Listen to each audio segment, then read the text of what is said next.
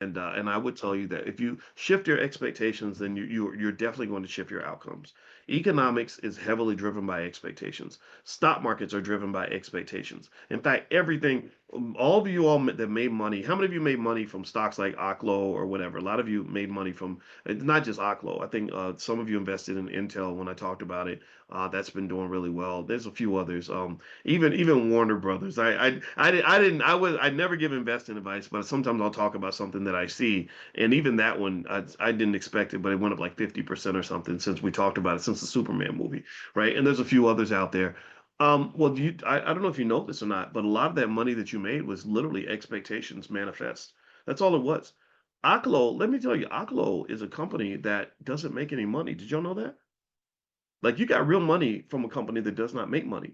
So somebody says, why are you not saying Oklo anymore? Because I heard somebody pronounce it as Oklo, and I didn't want to be ignorant no more. So I said I'm gonna start saying that like the people on TV, but I think it's Oklo. It looks like Oklo, OKLO, right? I think it's Oklo, but everybody I heard 3 or 4 people say Oklo, and I said, damn, I think I've been mispronouncing it. So I'm trying to God ain't through with me yet. I'm trying to improve I'm trying to be better.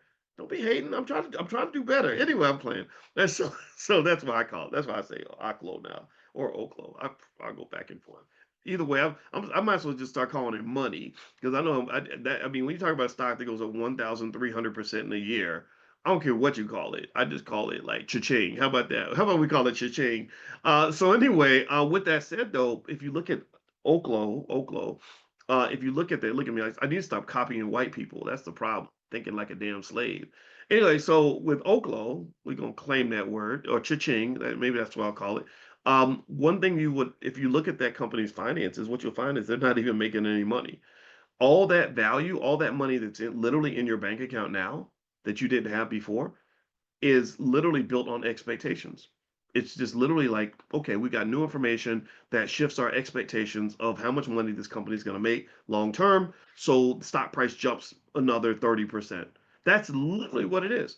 So expectations are so real. I mean, it fits into what my wife talks about with the subconscious mind and how things get manifest and the stock market to some extent is a real life living financial manifestation of collective expectations. That's why they spend so much energy studying investor psychology. That's why they look at the psychology of the CEOs. Are you investing more or less because of the tariffs? Because we know that's connected to how confident you feel, how comfortable you feel moving forward. They look at the psychology of the consumer. Psychology is everything. And I would say that we should push that further and say, what's the psychology of the black consumer? Because that leads to an economic manifestation that has a real impact on your life. What is the psychology of the black investor? You don't think that matters? You don't think that a confident investor who wants to go out and make money is going to behave differently than a scared, traumatized investor who is afraid of every move? Right? So and then to make it personal, what are your expectations of yourself? How do you what is your psychology? What is your mindset? So I encourage you to factor all these things into your investing strategy, and I guarantee you it's going to make a difference. It's going to make a real economic difference in your life. Don't ever tell me that mindset isn't everything when it comes to your ability to get what you want or succeed or whatever it is you're trying to do. Okay. All right. So I'm going to finish up for today. It was great to talk to you. I hope that this conversation was beneficial. One thing I want to remind you of is show you. If you go to drboycebooks.com or even financialflashcards.com, one of those two, you can take a look at some of our financial flashcards for kids. We've got a lot of good stuff here.